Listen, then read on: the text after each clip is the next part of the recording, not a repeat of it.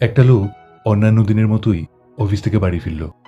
তার স্ত্রী চিৎকার করে বলল, সবজি আনোনি?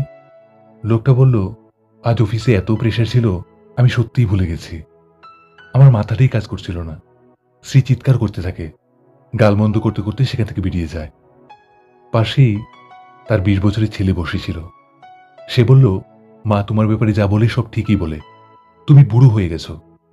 উনার প্রচন্ড হার্টব্রেক তখন হয় যখন উনি শুনলেন পাশের ঘর থেকে উনার মেয়ে কাউকে বলছিল, হে ঈশ্বর, আমার বাবার মতো লোক যেন আমার কপালে না জুটে, আমার স্বামী যেন ইমপ্রেসিভ হয়।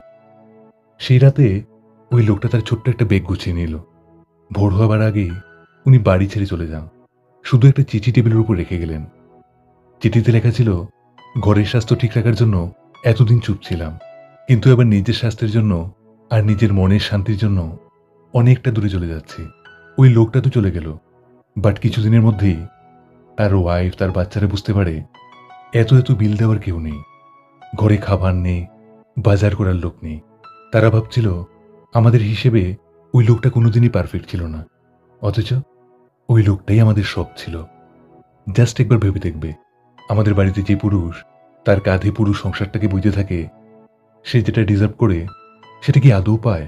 আদর, ভালোবাসা, সম্মান, এগুলো কি সত্যিই সে পায়?